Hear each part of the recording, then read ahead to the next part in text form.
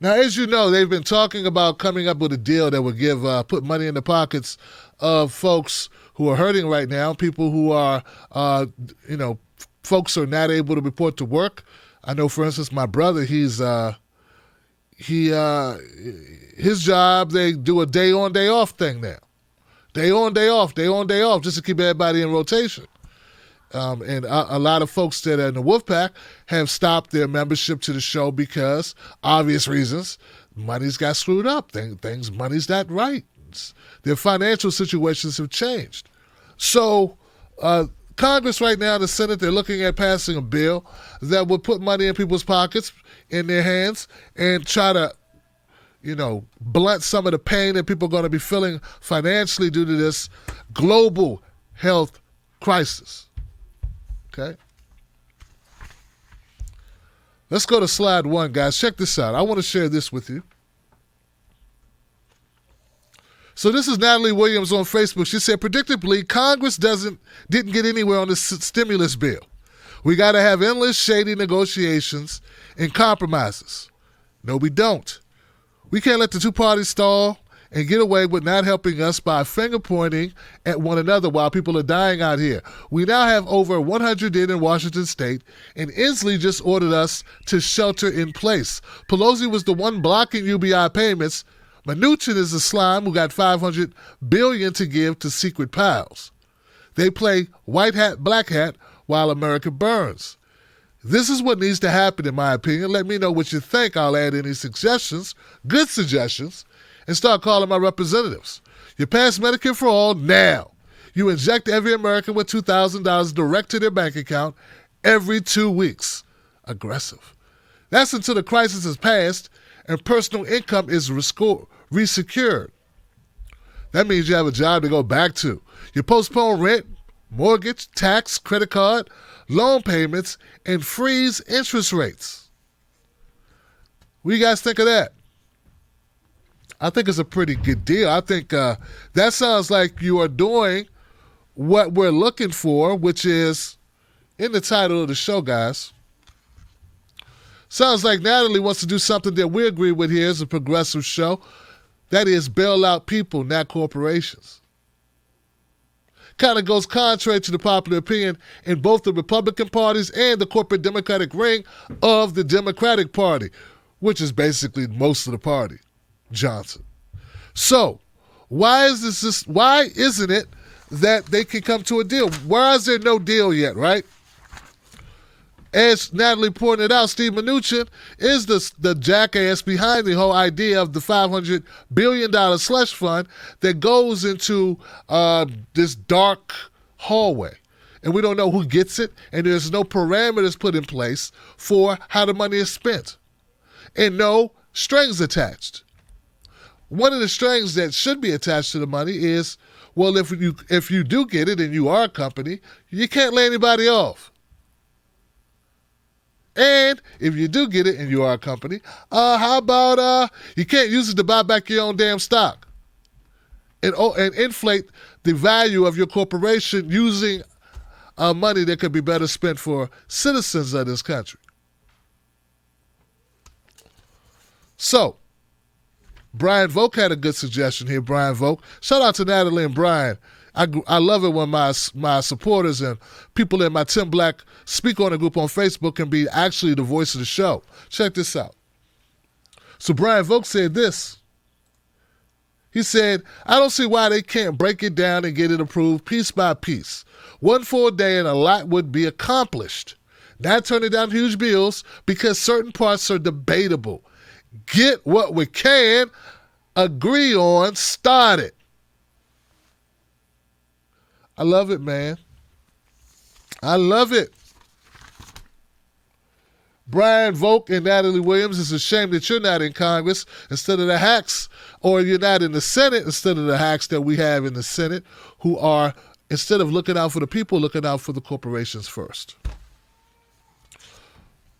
And we know the answer to the question that Brian posed because there is a soft shoe dance going on between the Republicans and the Democrats. You got Nancy Pelosi on one side, as Natalie pointed out, blocking UBI, And then we had Steve Mnuchin trying to push through a slush fund.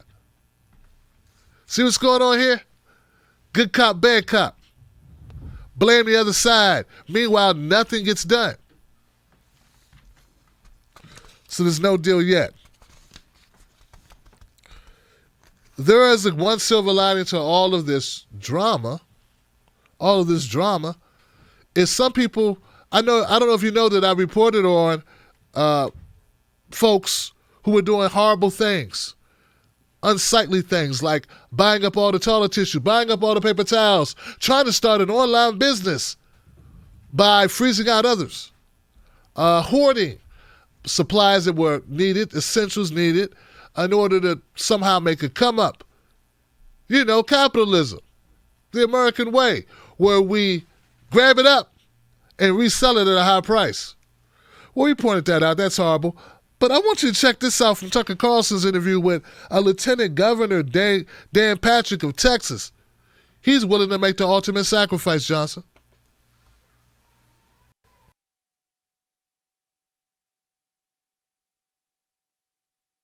Living in fear of is what's happening to this country.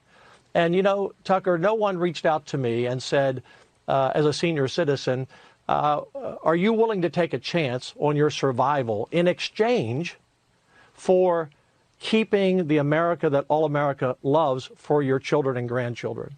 And if that's the exchange, I'm all in. And that doesn't make me noble or brave or anything like that. I just think there are lots of grandparents out there in this country, like me, I have 6 grandchildren, that what we all care about and what we love more than anything are those children. And I want to, you know, live smart and see through this, but I don't want the whole country to be sacrificed. And that's what I see. I've talked to hundreds of people, Tucker, and just in the last week, and making calls all the time. And everyone says pretty much the same thing, that we can't lose our whole country. We're having an economic collapse. I'm also a small businessman. I understand it. And I talk with business people all the time, Tucker. And my heart is lifted tonight by what I heard the president say, because we can do more than, you know, one thing at a time. We can do 2 things. So, you know, my message is that let's get back to work. Let's get back to living. Let's be smart about it. And those of us who are 70 plus, we'll take care of ourselves, but don't sacrifice the country. Don't do that. Don't ruin this great American dream. You're basically saying that this disease could take your life, but that's not the scariest thing to you. There's something that would be worse than dying. Yeah. And look, I'm going to.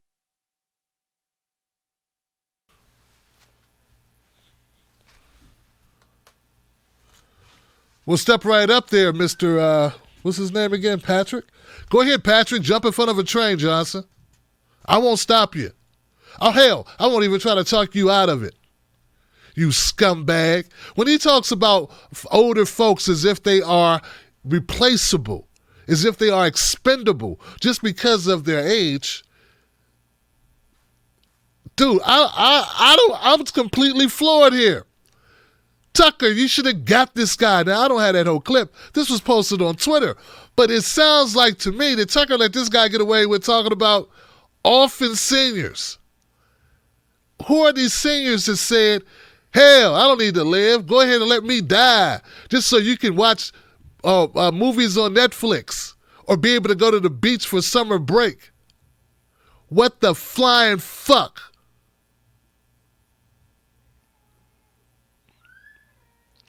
Now, listen to all of this. You may wonder to yourself, okay, Tim, how did we get here? Well, I can't say exactly how we got here, but I can tell you that a lot of other countries were more in harm's way, and somehow they avoided the catastrophe that we're dealing with right now. One of those countries is Vietnam. Vietnam was in the eye of the storm, and they took different measures in order to prevent what we are now dealing with. And they didn't have the luxury of being hundreds of thousands of miles away from China. Vietnam is right next door to China. They share a border. And still somehow they were able to get out in front of this thing and prevent a number of deaths. Fucking guy.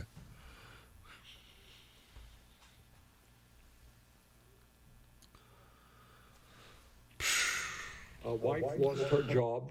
Husband may lose his job.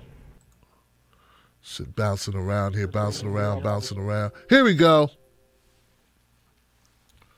I got a number of slides. Here we go, number 5. Okay, so in Vietnam they had a lot of issues, right? Living so close to China, where the virus is reported to have originated. Well, you know what they had? They had free, affordable masks that they gave out. That's right, they gave out masks to people at 30 cents a piece. Yeah, and those masks were even rewashable, meaning you could wash them up to 30 times and rewear the same mask. Then they had this thing called robots. They used the robots to deliver supplies to patients who were in the ICU. This prevented nurses and medical workers from getting infected.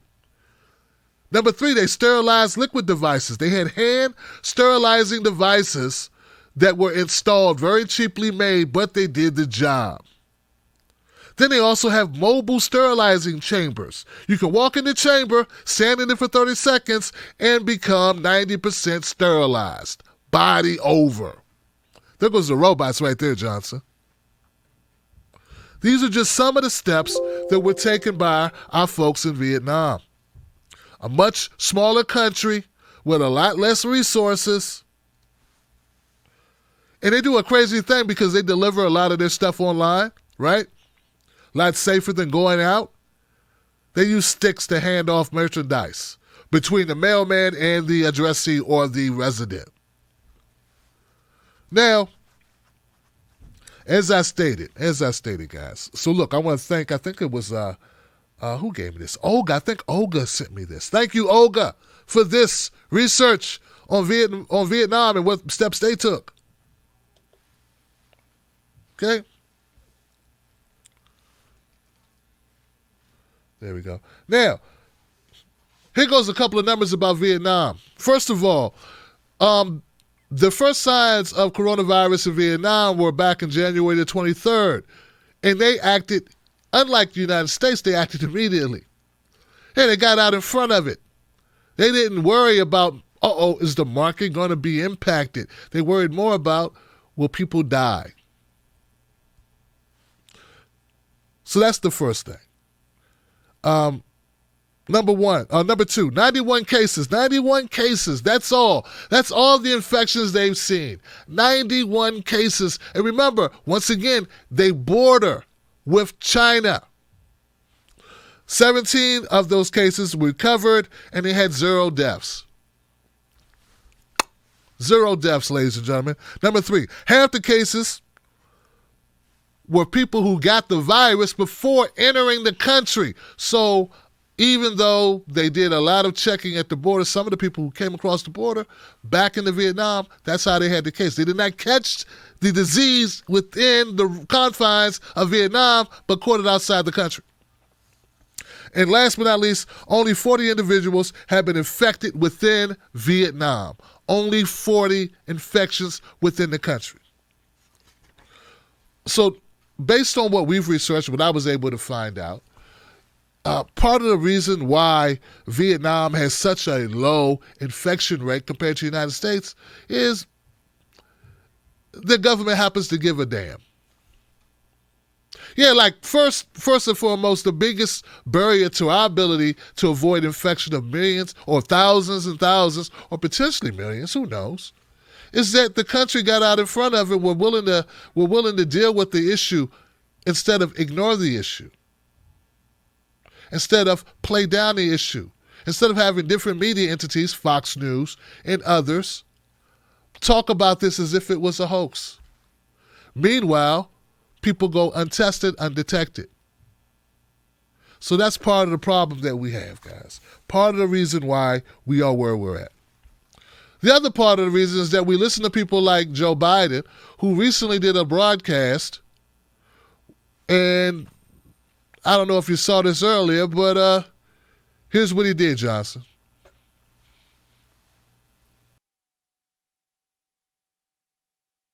Beef up the number of responders dealing with these crush of cases.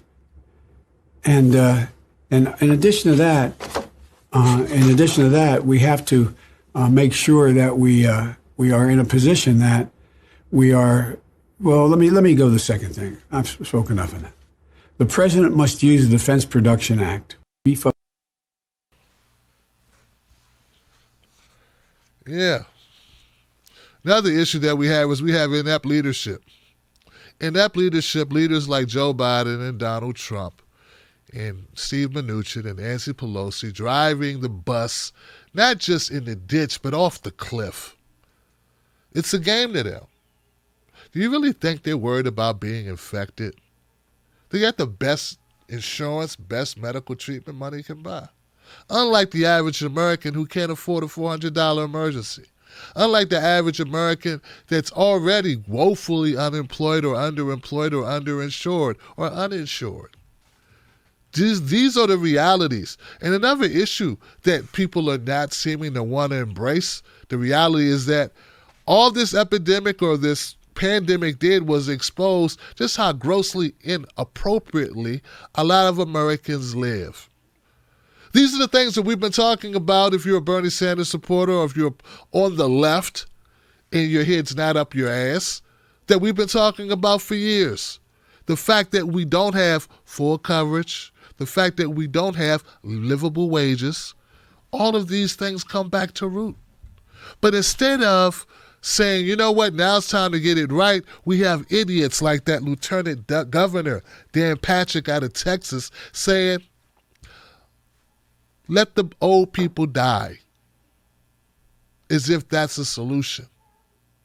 No, instead of letting our mothers and grandparents and fathers and grandfathers die, we could just bite the bullet and hashtag bail out people, not corporations.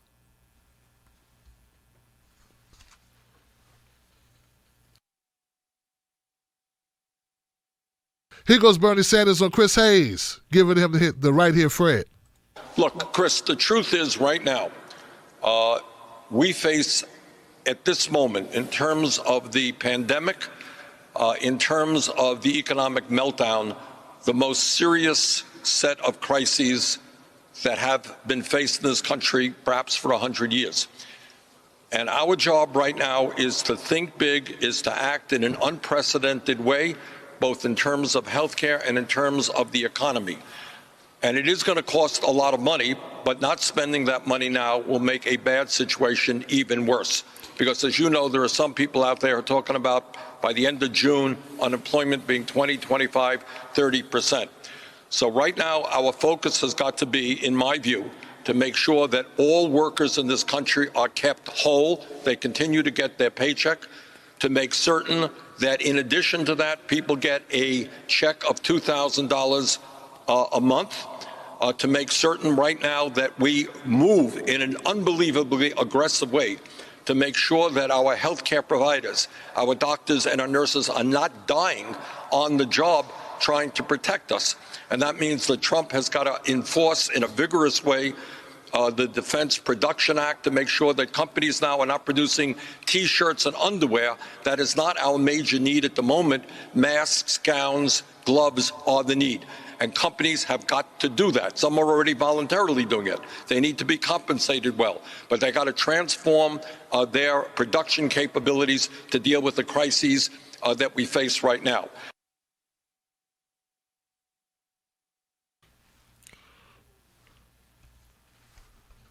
Once again, though, it may sound like novel thinking, like amazing. Bernie Sanders came up with this.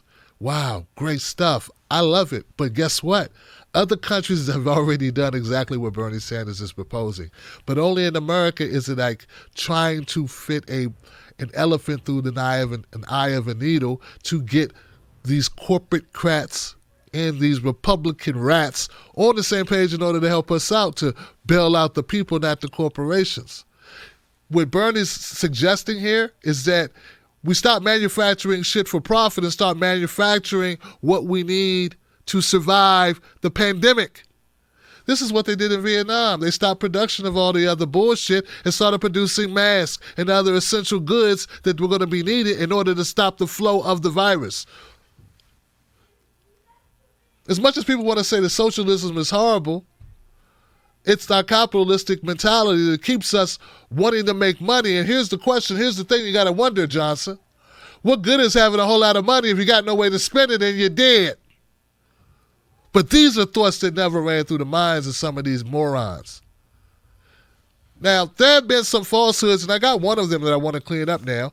Rev Marie did some research for us, and she pulled out a false claim about the CDC. I don't know if you guys have heard this one, but there is a false claim that the CDC, that Donald Trump cut the CDC budget ahead of the pandemic, okay? So I want to run through this quickly because I think it's important as we do our due diligence that we try to debunk BS.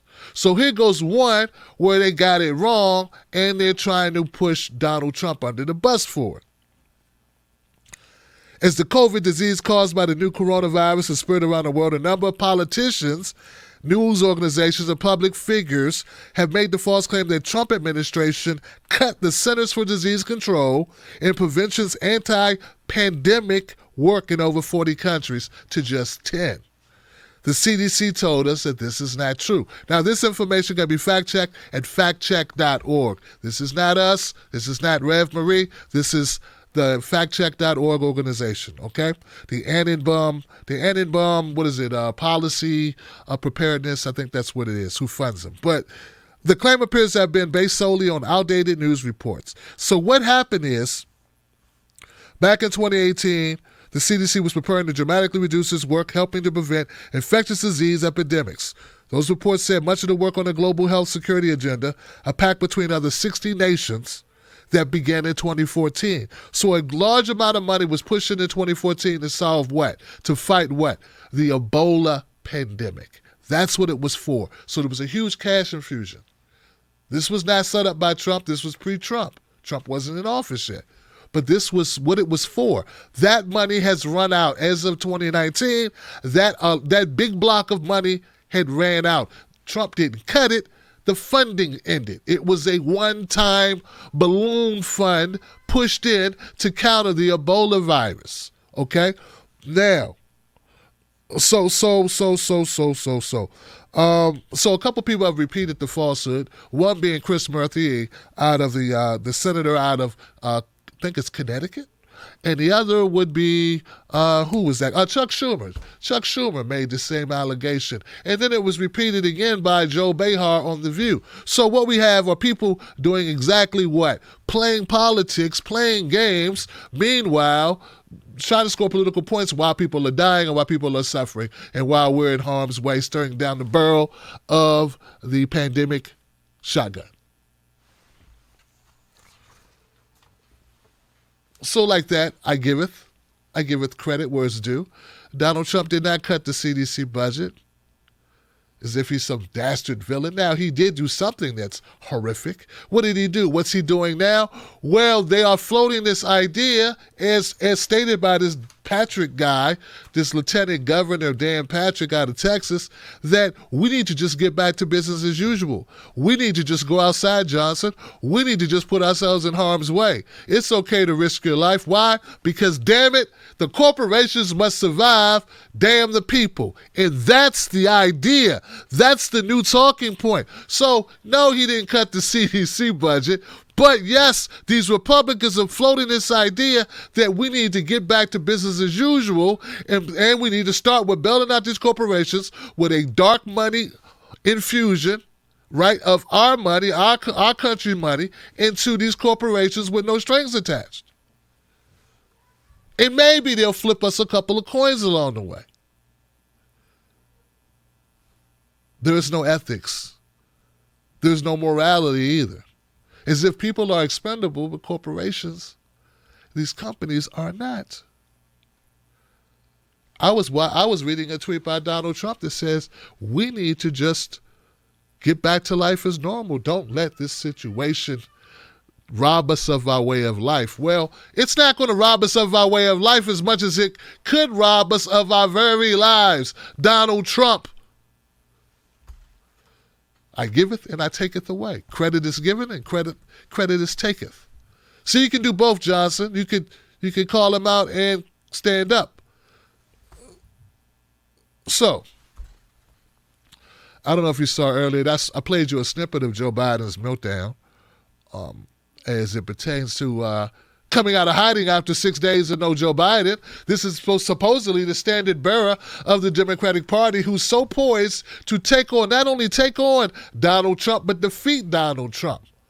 Though on recent polls, I've noticed that Bernie Sanders is starting to surge once again nationally as people are starting to lose confidence in Joe Biden, notwithstanding the push from corporate media to call it a day and just hand him the keys to the Democratic Party.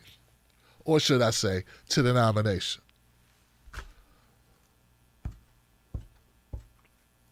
Bad stuff, Johnson, bad stuff. So, I don't know if I want to bore you to death with more plays or more of Joe Biden having a meltdown on what appears to be a green screen. I don't know what it is. But after 6 days, I'd like to assume they did something. Maybe they did bring in some green screen and do some editing or set up some lighting or something. But that really doesn't explain why Joe Biden was so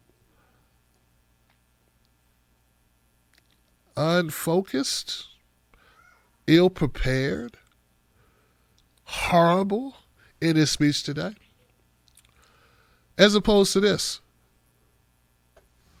Wife lost her job. Husband may lose his job. They got a mortgage payment coming up on April 1st, and they have car payments on 2 cars. That is their reality. And what happens if they have no income? What happens? Are they going to be able to keep their house? And that's just one example. There are millions of examples. Last night, 2 nights ago, we talked to a representative of the restaurant workers organizing effort.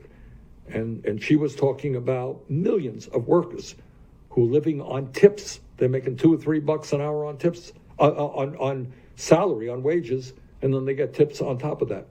These people have nothing in the bank. What happens when they lose their job? What happens to millions of people? The 40% of American people who do not have $400 in the bank for an emergency. So you got half of our country living paycheck to paycheck, and now suddenly those paychecks stop. How are they going to feed their families? How are they going to keep their telephones? How are they going to keep their lights on? What happens if their kid gets sick? How do they get to a doctor? So there is enormous economic anxiety taking place all across this country. Let me just very briefly touch upon what other countries are doing in response to the crisis.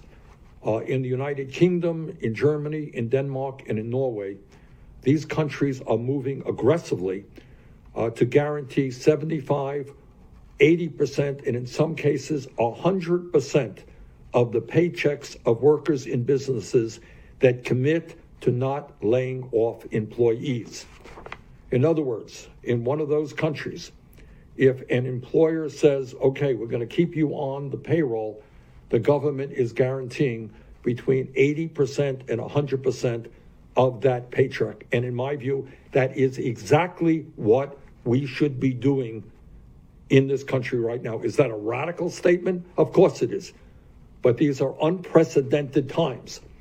And we must spend whatever it takes to make sure that every family in America is made whole, is not made desperate by this crisis. And so it is my view that workers who are unemployed. The total number of global cases has surpassed 350,000, including more than 16,500 fatalities. Over 100,000 patients are reported to have recovered. A veteran IOC member told USA Today that the Tokyo Olympics will likely be postponed. New York has become the epicenter of the U.S. pandemic. UK, that's right, the entire UK is in lockdown with very limited exceptions. Italy reports lowest daily percentage growth of cases in 4 days. That's good news. South Africa will enter a 21-day lockdown starting March 26. Confirmed cases in India exceed 400. Information from the WHO and the health agencies. Information from journalists, health experts, epidemiologists, and more. All forthcoming. So that's the latest on the COVID-19 virus what can we do? What can we say? Once again, it just exasperates already horrible conditions that people live under in the world's richest country. But it also shows something else, Johnson. It shows what we have all been talking about when it comes to our government's ineffective lack of ability to deal with issues directly and not do the bidding of corporations. This is why we are where we are now. If the Trump administration would have gotten out front of this, was less concerned with corporations being impacted and was more concerned with people being impacted, well, then we could have tested people immediately, sounded the alarm, tested people, got the needed supplies. But doing that would have triggered what? It would have triggered a meltdown in Wall Street, which he was trying to avoid. And now what do we have? We have a number of infections in New York City, in New York, and Washington State, and many other places. Right now, we're supporting the hashtag bailout people, not corporations, right?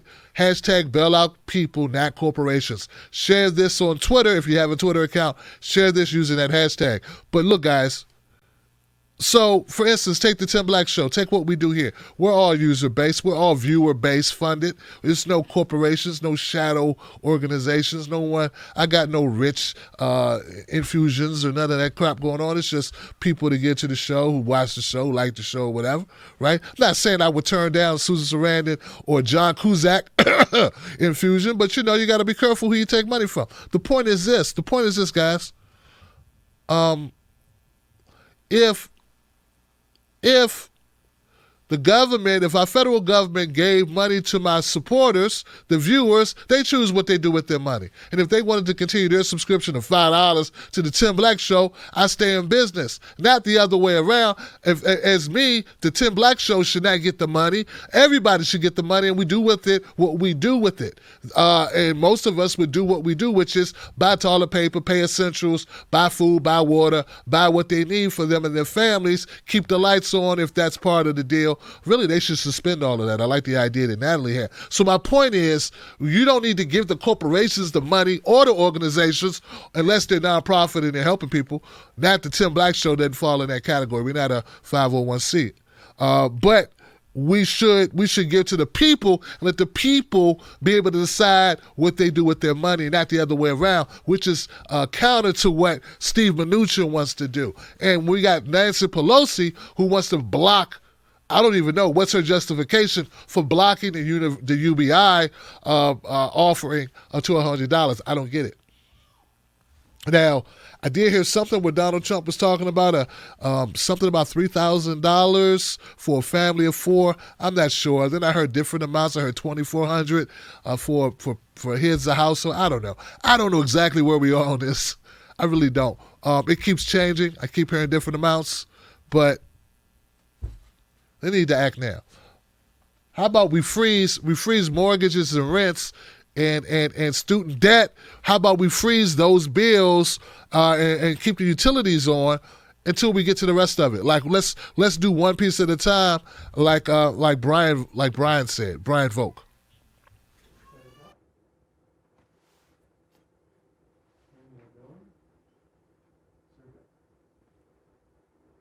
Good morning. I hope you and your family are doing well in these difficult and anxious times, confusing times.